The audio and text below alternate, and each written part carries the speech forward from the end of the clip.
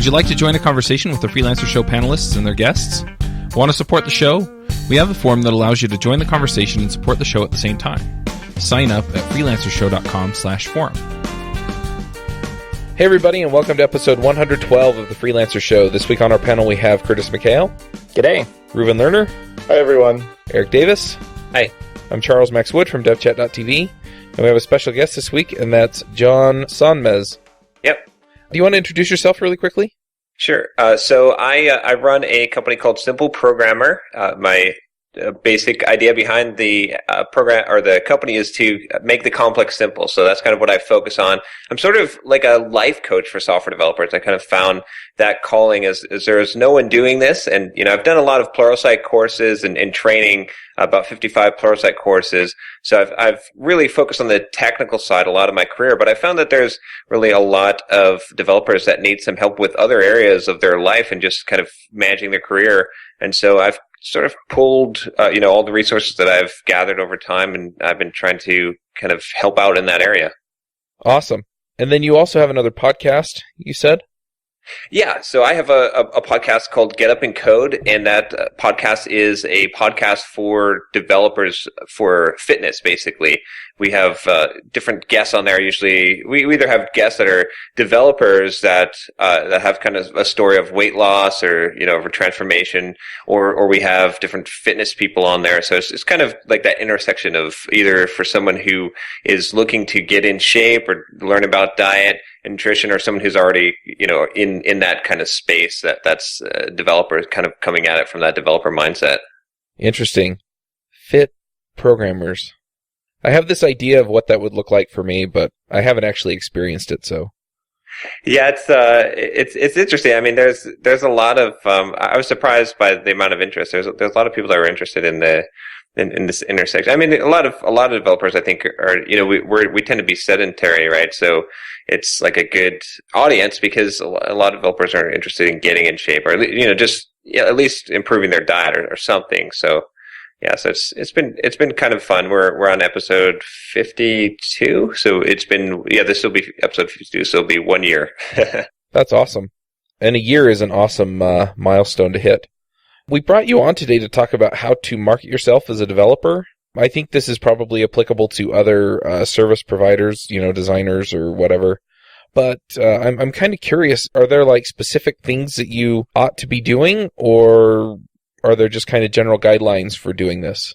Well, I think, one of the biggest things that developer or otherwise, an IT professional should be doing is creating a personal brand, having some kind of branding around themselves, specializing, having some kind of niche that they are known for, because that makes it easier to become a brand, and then to get their name out there, to get out there and make it so that there's some recognition of their brand or their name, so that by doing that, and there's lots of different mediums for doing that, and there's of course lots of steps in getting all that put together, then it just opens up a huge amount of opportunities, because it's like one of the things I always talk to when I'm telling developers about like how to get through a job interview the easiest way. So I say, well, the easiest way to get through a job interview is when you walk into the interview and you shake the interviewer's hand and he kind of looks at you and says, "Hey, I recognize you. Oh, I read some of your blog posts." There you go, right? You've pretty much, I mean, that interview is going to go pretty well, right? So that's kind of the real benefit. So I kind of encourage developers to learn about all those things that they need to do to be able to build a brand, get your name out there, and then you get some of that, just a little bit of name recognition goes a really long way. Yeah, and I've talked about that, as a freelancer, like kind of the best marketing you can do is going to get it where a client comes to you and says, "I want to hire you." Like there's no question, there's no competition, like they just want to hire you. They don't care if there's anyone else out there in the world that can do the same thing you do, because they can't. You're unique. You're the only one. And it works the same in job markets too. Yeah, exactly. And in fact, that's one of the things. A lot of my clients who purchase my course on how to market yourself, they are consultants. And one of the things that I always, I get asked the question a lot is, how do I find work? Because I do independent consulting as well. And my answer is I don't know what it's like to go and look for clients, because the thing is, if you build up enough of a reputation, you have a little bit of name recognition. When clients come to you, that's so much, you don't waste the overhead of going out and finding them. And then plus, the amount that you're able to charge is significantly more when they come to you rather than you asking for business. You've got to, you're not in a very good negotiating position. Yeah, that makes a lot of sense. So how do you wind up doing that? I mean, most of the content that I create, for example, is geared toward other coders. I'm not really creating content that my target market is going to be looking at. I'm not quite sure that's true, though, Chuck. Like, I've had a number of really good clients see me solve a coding problem that they happen to know they have, but had no idea how to solve it, and then hire me because I was the guy who could probably solve the rest of their problems, too. Yeah, it's also like, you solve the problem, they look at how much went into it, and they're like, that's way too much work for me to solve myself or even to learn programming. I'm just going to hire Chuck to do the exact same thing he wrote about or talked about and just pay him to do it. Yeah, I find too that there's a lot of times someone will contact me from my contact form from my blog because they Googled some programming problem that they weren't a programmer. They were a business person that was trying to write some code because they needed their, to get something done. And then they find my blog and say, oh, well, let me contact this guy and see if I can hire him. Yeah, that makes a lot of sense. So is it usually that simple? They just find your blog and then click on your link? Yeah, I mean, I think that's how I get a lot of my business right now. And, right now I don't focus fully on consulting. I'm more focused on developing a product and selling to developers, kind of like you mentioned that you're doing. And so I don't spend a whole lot of time. I actually try to turn down a lot of the consulting work because I want to build products. I feel like that's a better, that's kind of where I want to go with my future. But that's pretty much how it's either, that or word of mouth is the biggest things that I found to be successful. And, it's the thing like getting out there, doing podcasts, getting on other people's podcasts, just like this show, doing the blog posts, doing YouTube videos and things like that I find that gets me that exposure that brings people to me. Yeah, I really like it. Do you have a plan for this then, or do you just put a ton of content out there and hope that it sticks with somebody?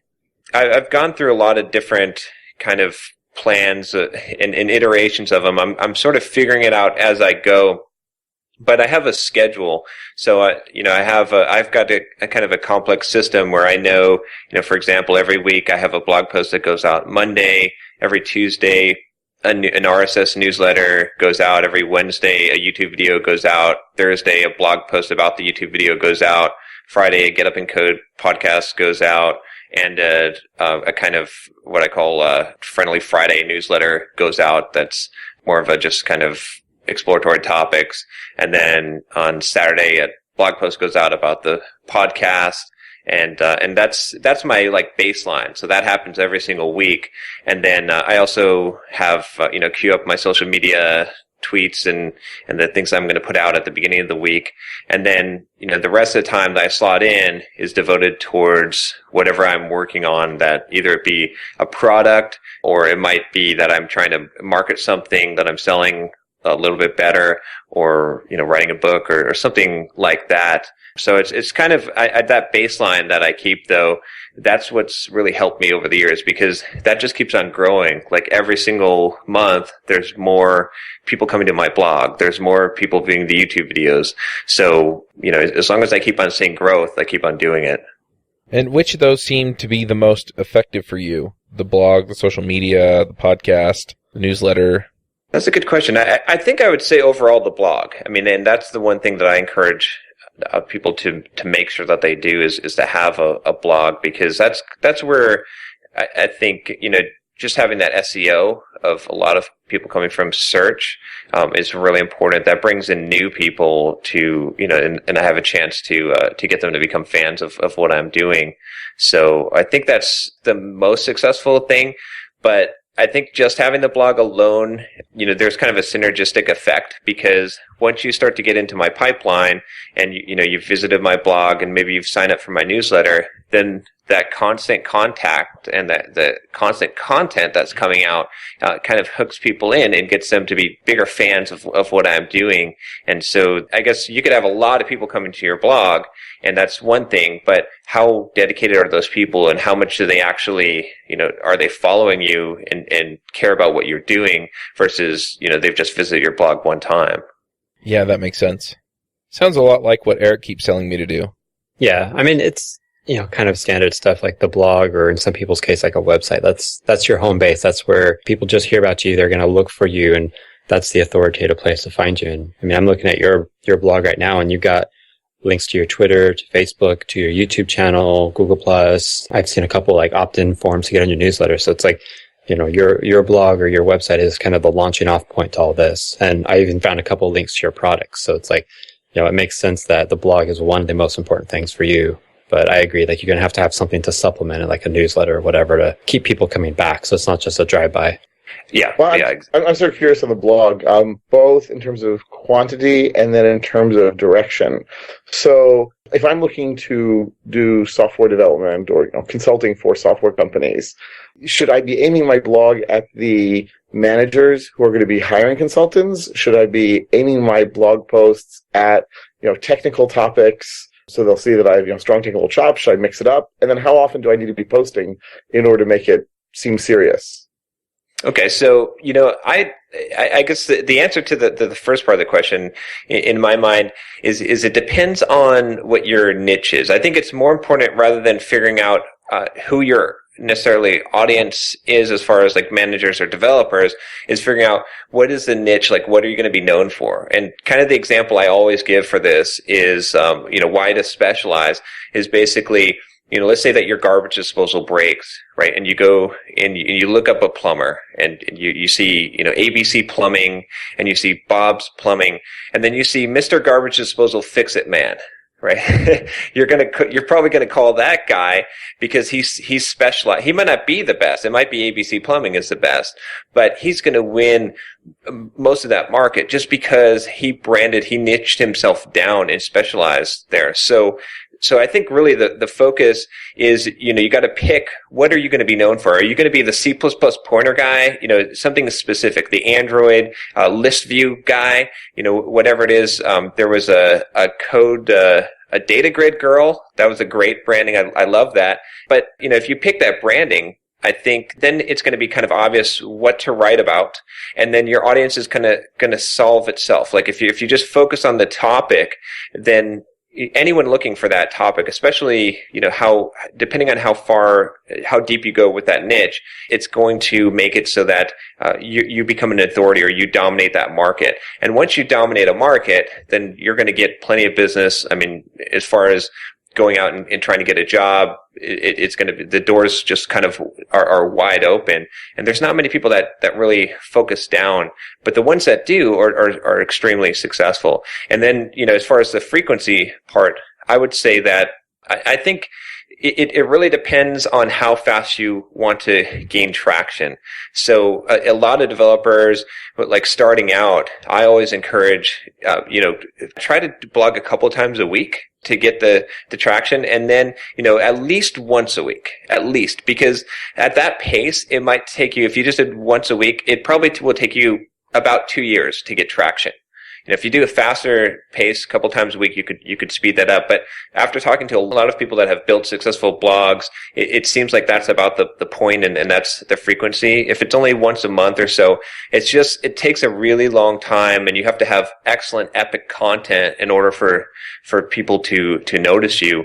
So I really think, frequency is important. Not everyone has time to blog, 3-5 times a week.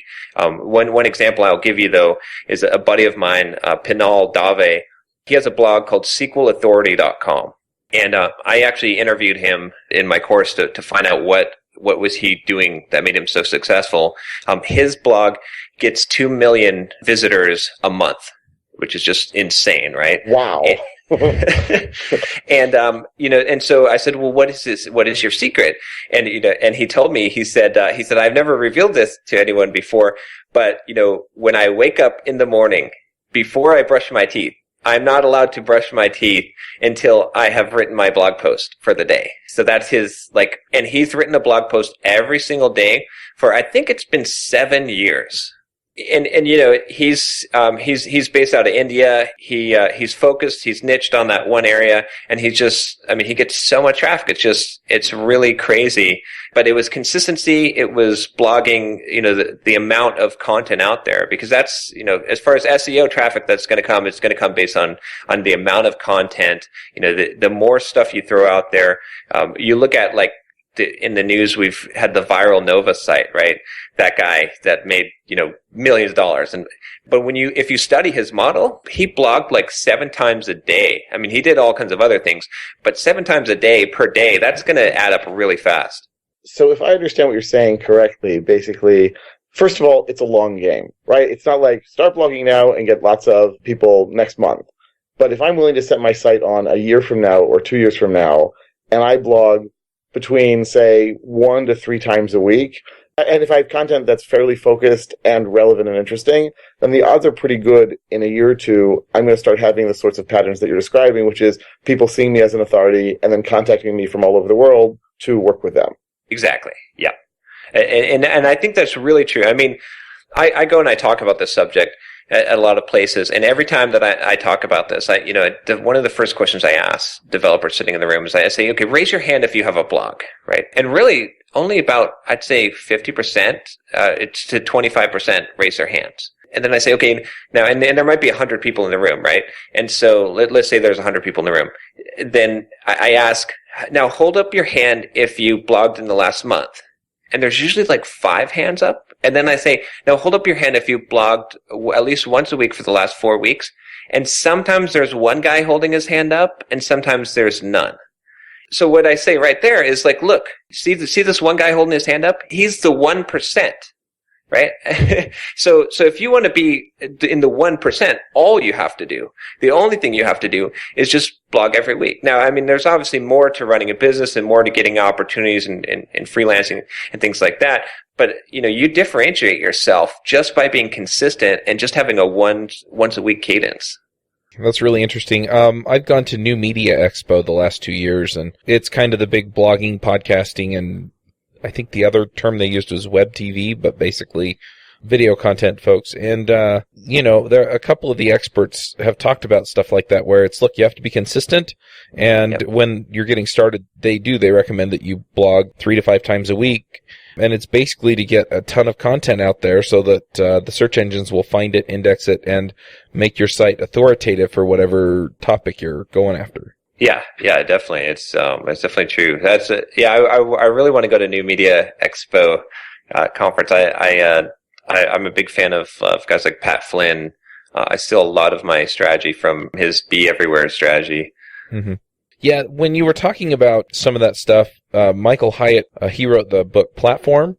Mm-hmm. And he talks about outposts, and it's kind of the same idea where you have outposts at all of these different places. So you have an outpost on Twitter, you have an outpost on Facebook, you have an outpost on YouTube, and you can drive traffic that way as well. Yeah, definitely. I mean, that you know, I think the central point is that blog, right? And then you're driving it. You kind of look at your strategy. It's like you have all these different outposts, and then you're funneling everyone to the one central place where you control the message, where you own the space, you own the domain. You know, I've got a YouTube channel, but I don't own YouTube. I don't even own my channel, to be honest with you. YouTube mm-hmm. could take it down. They could, you know, same thing with Twitter. They could ban my account, but my blog, it's mine. Like no one can control the content there. You know, no one can show ads there unless I allow it. So I think that's a good strategy, is to have all those outposts, and then they're all kind of directing people back to this main place, your home base, where you control your branding, control everything. Yeah, and the interesting thing too is that, for one, we talked about the email newsletter thing, and you're effectively then getting an outpost in their inbox, which is very, very powerful. And then the other thing that was interesting, and this is something that you've done, is he says that you have to have a wow product. And that way when people come in, then they have a way to say thanks, or to get what they want and that kind of thing. And, you know, that's how you build the platform and then make money from it, is you have a product that people can't afford not to have. Yeah.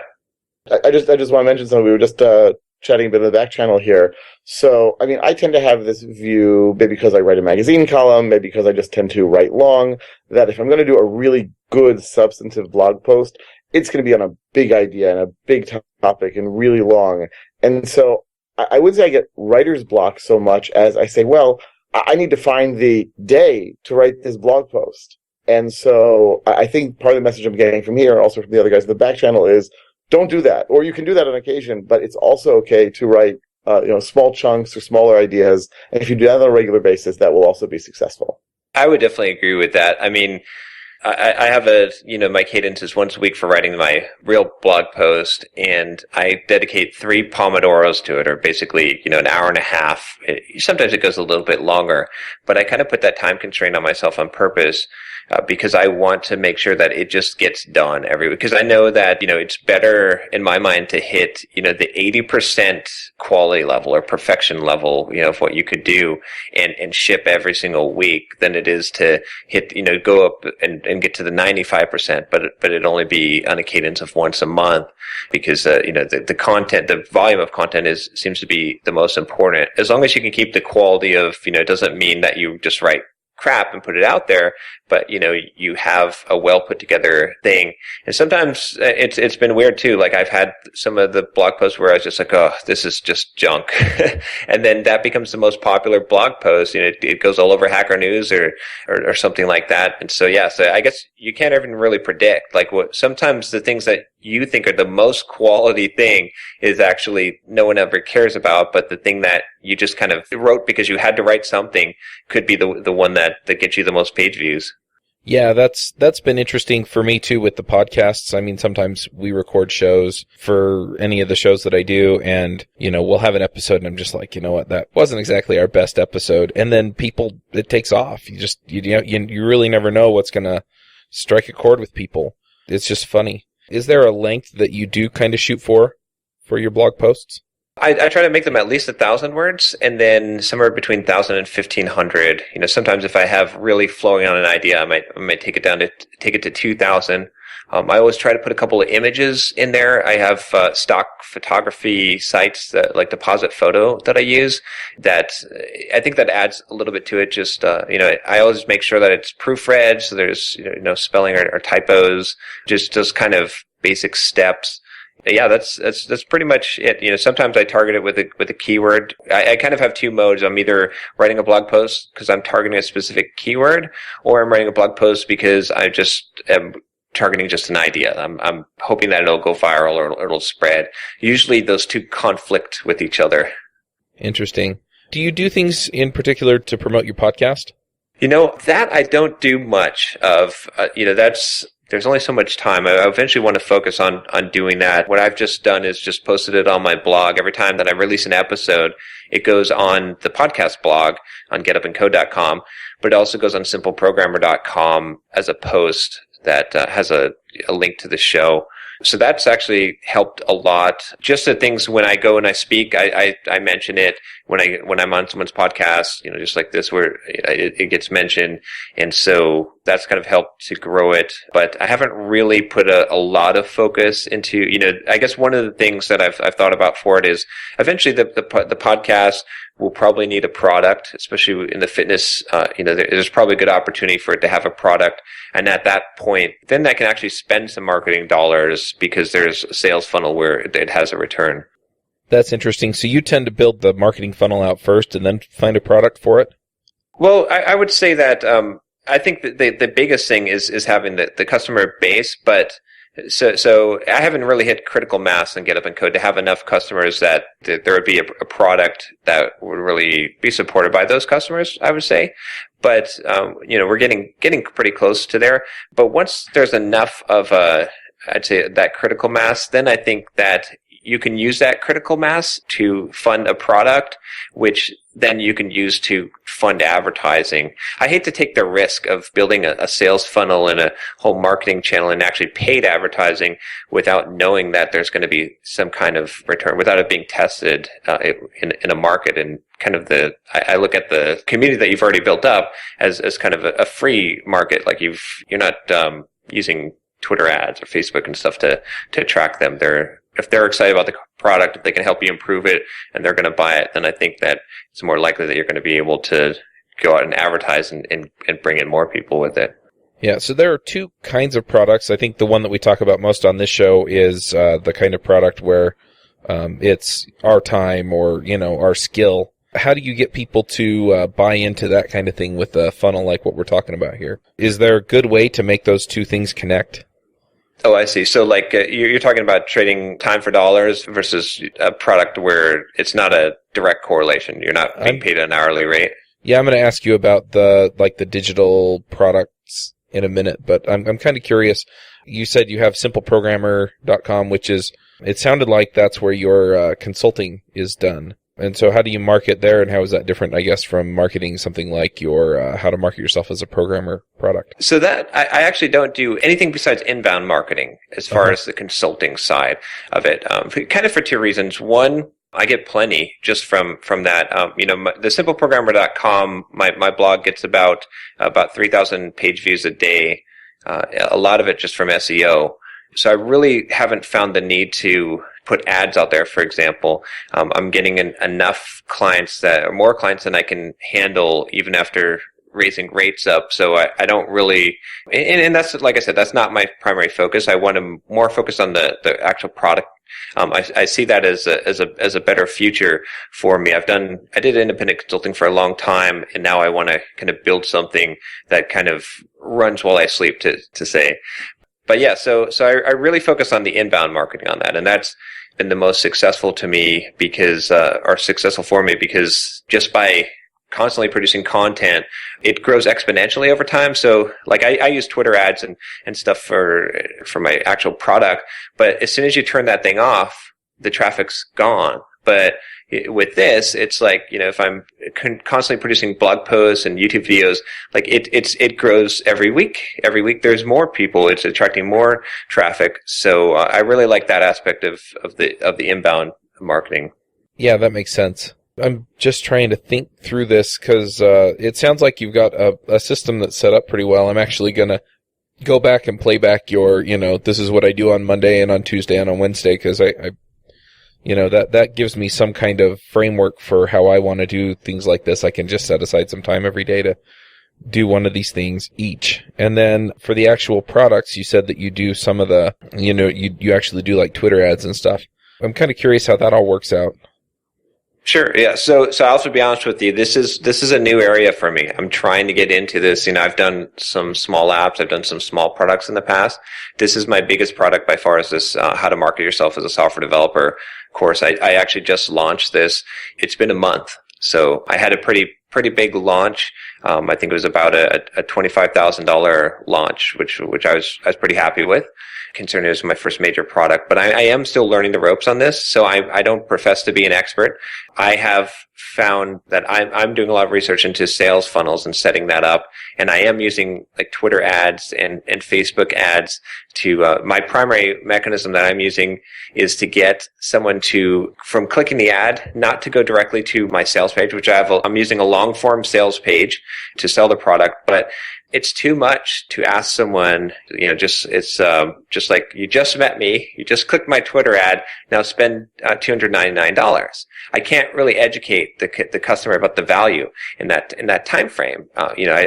It has a huge value for someone, especially if I can land you one client or increase your hourly rate by 20 or 30% or 100%, but I have to have the time to educate. So what I've been focusing on is taking that traffic that's coming from those paid ads and then sending it to a landing page where I'm just collecting an email address and I'm giving away something free, or I'm offering, future value. And then from there, when they get on that email list, I have an autoresponder sequence, and I'm still working on getting it set up. But that sequence basically gives some value. It gives some of my best content out, and gives about a bunch of free things to kind of put someone on the path of understanding. Okay, why do you need to market yourself? Why is this course something that's going to be valuable to you? How are you going to make a return on it? And then, along the way, it hopefully will sell the product. So that's kind of the strategy that I've put together. And like I said, I'm new to this aspect of it. So far it's working out well, but there's a lot of room for improvement in what I've got going right now. Yeah, that's actually very similar to the one I'm using for 2 of my books. And I mean, it's like that. You always have room for improvement, but there's a lot of moving parts. And so there's lots of areas you can improve. I mean, it's kind of the adage, always be testing, always be seeing if you can, tweak one thing or improve something in one area and see what that does. And it works, but it's a very long game. Yeah, it's exciting though. I think it's it's definitely something that's been real thrilling for me to figure out, because there's a lot to learn, and it's kind of a whole new whole new field to explore, especially copywriting. Gosh, isn't that the hardest profession ever? Oh, I love it though.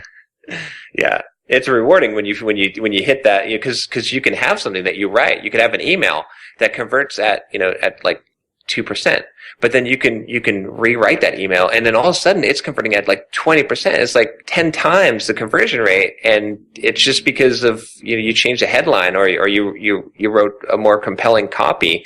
So it's definitely an exciting thing. I can see why a lot of people get into copywriting, and also why professional copywriters charge so much money for that service. Right, and especially like I approach it as kind of programmer technical background, and like I was talking in chat earlier, I think yesterday, I'm running some advertising and I changed like 3 or 4 words. And it wasn't a significant change, but it actually doubled my click-through rate. And it went from like really good to, wow, is this actually an error? Good. And, it's the ability to tweak and kind of change the variables and see what kind of response and data like that. To me, as, a technical person, as an analytics type person, like that's fun. That's enjoyable. But Eric, you also have to have the traffic that's sufficient to actually do such testing, right? Like if you're getting 2 people a day, 5 people a day, then it's probably not enough to run some tests, I'm assuming.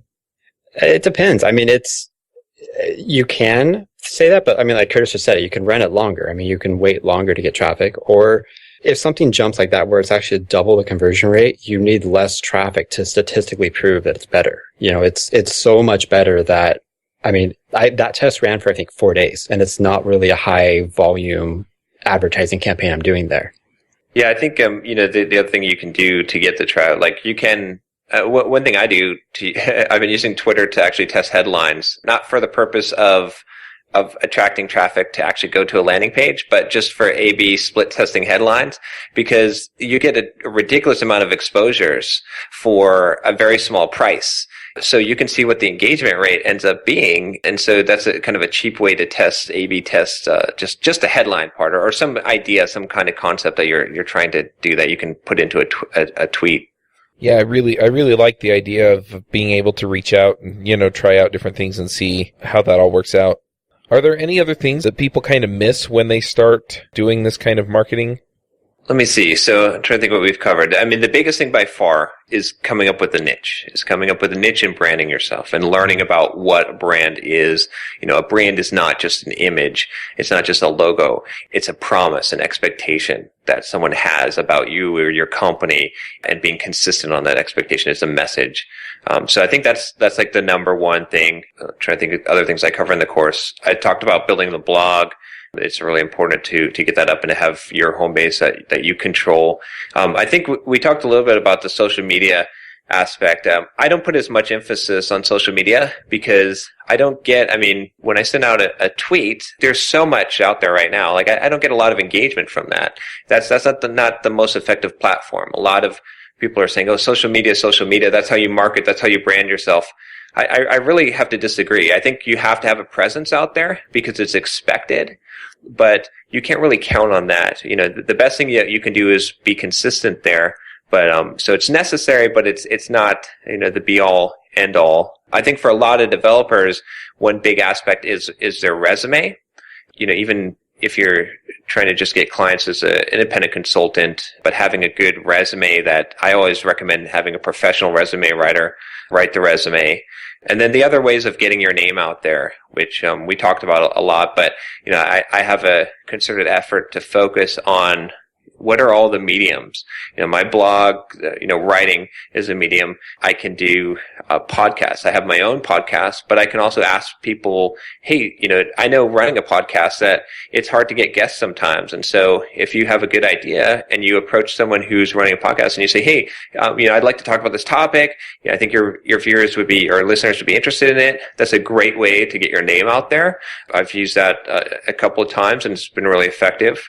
The video medium, the writing a book, whether, not everyone can get a book published by a big publisher, but anyone can self-publish. LeanPub is, a good resource for self-publishing, real easy, makes it real easy for you to do. I've got a couple of buddies, Derek Bailey and Josh Earl, who've been really successful doing self-publishing, and it just helps build authority around your niche. I'm trying to think what else. There's of course the talking, speaking at, not everyone can get invited to speak at a big developer conference, but anyone can go to a code camp and speak, or go to user groups and eventually work their way up. And so I think the big thing is just focusing on all of those different channels. And if you're focusing on all those different channels and you've got a consistent brand and you've figured out what that is and you've got a good niche, then there's a real good chance that you're going to dominate whatever niche or market that you're trying to dominate. And anyone in that space is going to know who you are. And once that happens, the doors fly open, like opportunity just starts coming and being a path to you. I actually have a fair number of people who call me because I do, writing and I speak at conferences and everything. But it often then works out, they're interested in having me work as a full-timer, or they're not really interested in hiring consulting rates. Is there any way that I can market myself? I realize it's more sort of a sales thing and pricing thing, but is there a way that I can tweak that marketing so that people who call me realize that they're going to have to pay more, that I'm interested in consulting, as opposed to me having a conversation with them and then having to disappoint both of us? So filtering your audience or your target to be the one that is in your price range, that and is in line with what you're trying to do, right? Yeah. I think a lot of it comes down to being really focused on a niche, on whatever your specialty is. I think that it depends on what it is. I think that, you can have that problem. I still have a lot of recruiters that call me up and have to say, I run my own company. I don't want a job. Then they say, how much? Well, no, I don't want that. So I haven't completely figured that out, to be honest. One thing that I do is, if you go to my About Me page on simpleprogrammer.com, and I just make this common knowledge, I say my consulting rate, my hourly rate is $300 an hour. That's my minimum rate. So someone who wants to contact me, they go there first usually, and they see that, and that's what they know what the expectation is already. I'm not apologetic about it. That's the reason why I have that rate. When someone asks me, as I say, I've got a lot of business. I don't actually want to focus on consulting full time. So, I'm focusing on a lot of product stuff. So that's what I have to charge in order to reduce the number of clients down to what I can manage. And then the other thing that I think you can do is, which especially as my rate went up, one thing I started qualifying clients is I would say, you don't want to hire me to write code, to just sit there and write code, because that's probably going to be a waste of your money. It's better if you're going to hire me to advise your team, to do a higher level function. So I think by pitching it as it's, if you pitch yourself as someone who can write code, or you pitch yourself as someone who can develop WordPress sites, or someone who can design websites, or whatever it is, that it's a commodity. Right? They can say, well, wait a minute. You can't charge a couple $100s an hour. I can hire this guy to write code, or I can hire this guy to design websites. But if you can bill yourself as, I'm someone who increases your profitability by using marketing techniques to design an aesthetically pleasing website, right? Or if you say, I can improve your bottom line, I fix the leaks in your development team and make your entire development team more profitable. Like, if that's how you're billing yourself, is somewhere where you're not billing yourself as a commodity, but as someone who actually makes money for that person, where that's your primary focus. Is you still might be a web developer, but you're not saying I'm a web developer. You're saying I'm a person who increases your cash flow by doing X in this particular niche. Then I think that justifies the higher rate, because that makes it very clear that you're providing value. You're not a commodity. The hardest thing that I think that we're fighting right now, and I think we're seeing this for software developers, is that there's a big push for commoditization of what we're doing. And so you've got to kind of be able to break out of that and show why you're not a commodity, why you're different, why you're someone that isn't just a code writer or someone who just develops websites. Right, that's very true. I really like that, and I've had conversations with people before and I've been in this situation before too, where, if I was giving them advice about anything outside of the code base, they wouldn't listen to me, or they just didn't care. And I know other people have had that problem as well.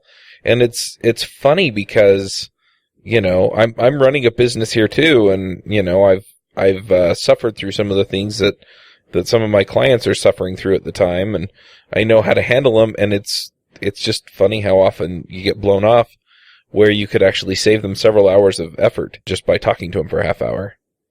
And so I like billing it and setting it up and saying, look, I'm here as an advisor. I'm here to be an expert in this, and I also have expertise in these other things. Yeah, I mean, it's just like that example earlier. We talked about the plumber versus, the garbage disposal specialist. If they came to you and, they fixed it and then they gave you fitness advice, you'd probably blow them off, but it could have been that they're ex-Marine and they actually know all this stuff, but you hired them in the role of a plumber. And so they're kind of pigeonholed into that. And so it's hard for them to give you advice outside of that. And so the branding and setting that up ahead of time is kind of important. So you're saying that we should specialize, or developers in general should specialize. Let's say I have several interests or several potential specialties. How do I choose? Should it be based on profitability or my interests? And can I sort of choose one as the low-hanging fruit with a plan of, shall we say, expanding my specificity in the future? Right. So that's, actually, that's a good question. That's something that I get a lot, which it's tough. I mean, I'm not going to pretend like it's easy. I mean, almost every developer that I talk to, that they say, well, I'm interested in all these areas. Which one do I, and I don't want to pigeonhole myself into one area. And, my answer to that is you've got to be careful when you select what you specialize in, but you need to specialize. It's more important. It doesn't matter what you pick. As long as you specialize in something, you're going to be a lot more chance of being successful. You're never going to build a name for yourself, be well known as being a developer. It's not going to happen unless you have to have a specialty, and then maybe you get famous first, and then you become a general. Like, a good example is like take Bob Martin, right? Uncle Bob, right? He specialized in C++.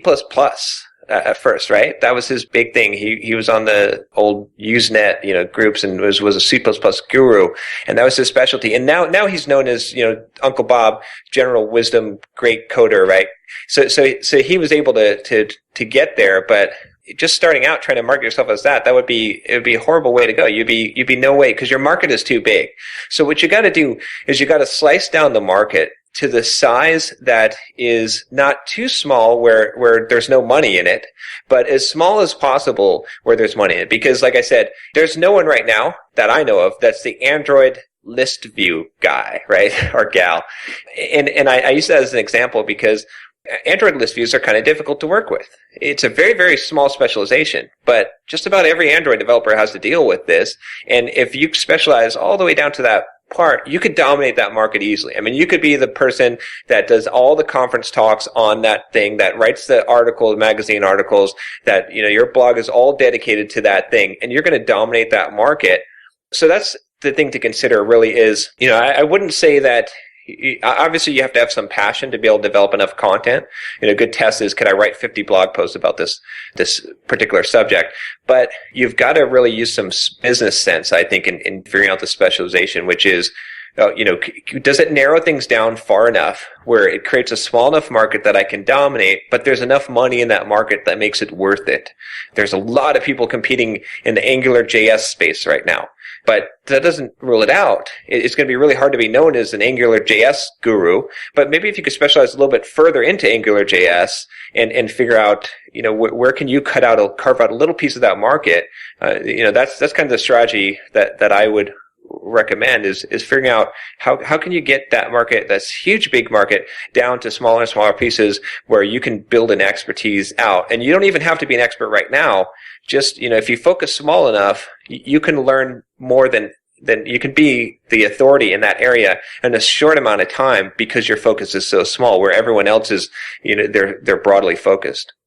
I really like it. And I really, really have kind of been struggling with the same thing that Reuven pointed out, in that, I'm interested in all of these different things, so how do I pick one?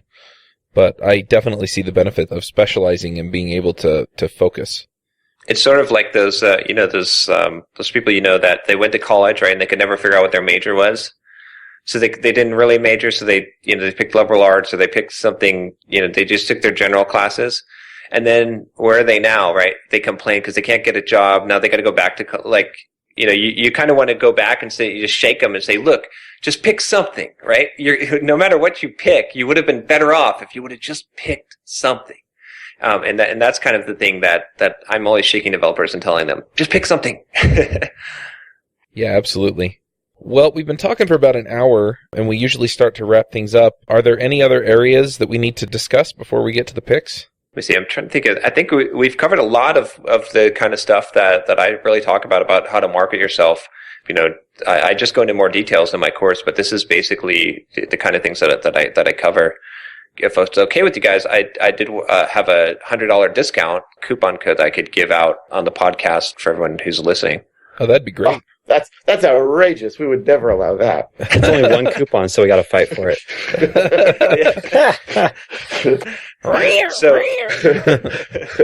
So the course normally goes for $299. You can find it at devcareerboost.com, or you can just go to Simple Programmer and find it there. But devcareerboost.com will take you right there. And I'll give a $100 discount to anyone who's listening to the show, who's made it this far, and puts in the coupon code Freelancer at the checkout. Awesome. John, one quick additional question for you. Your suggestions, your techniques, do you find, I live in Israel, and so I do a lot of remote work.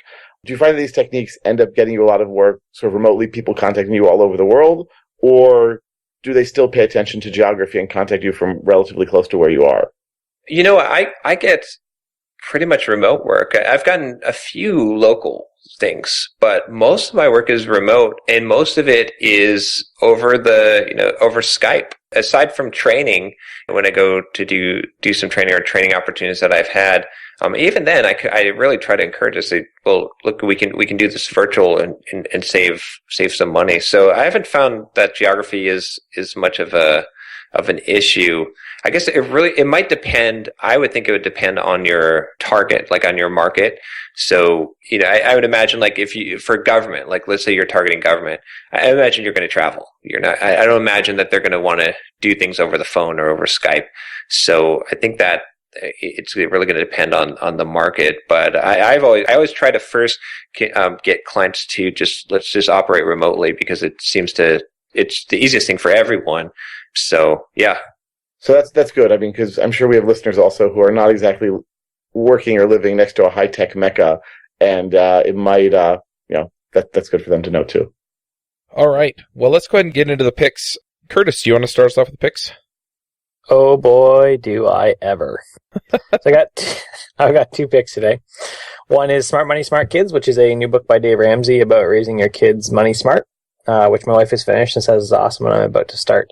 And the second one ties in really well with our topic today. It's a plugin for WordPress called Orbiter. It's one of those funny ones that only has a vowel at the beginning. It's ORBTR, and the link will be in the show notes. And it actually allows you to track your users through your sites. So as soon as someone makes a comment, it will actually allow you to tag them and give the user name and everything based on the comment information. And you can actually backtrack to say, oh, they've been on my site for 6 months, and they keep coming back.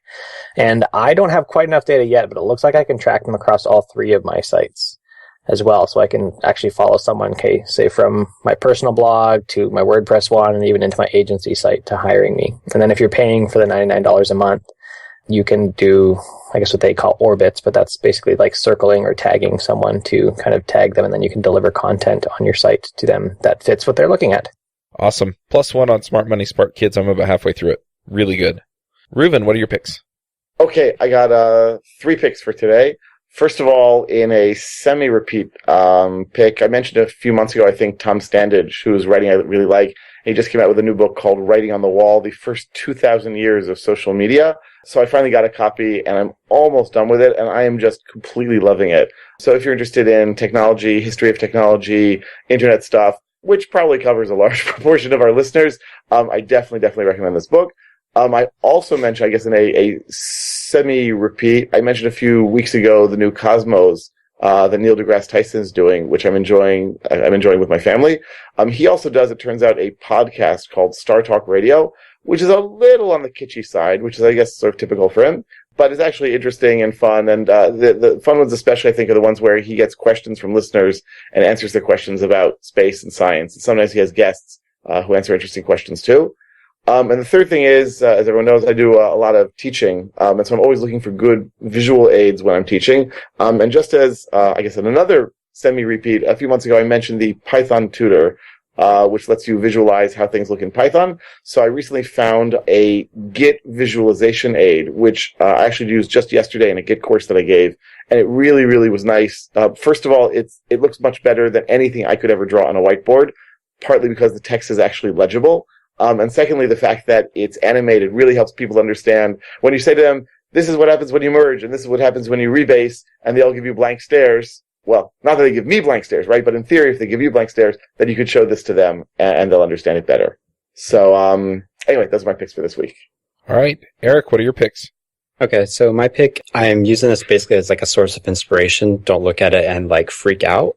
I follow a lot of fiction writing, and one podcast I listened to had a guy on, his name's Matt, and I'm not going to try to pronounce his last name, but he did the annual NaNoWriMo, which is where you write a 50,000 word novel in a month. Well, he did 50,000 words in a day. You know, we're talking about getting blog content, writing, all that. Like, you can write extremely fast, and it's a very inspiring because he talks about how he plans, how he kind of figures out what he's going to write, and then actually does the writing. So if you want to get into writing or blogging, but you kind of feel like writer's block, or you just don't know what you're going to say, maybe you can get some stuff from this. There's even like a cheat sheet of like how to learn how to write faster that's included.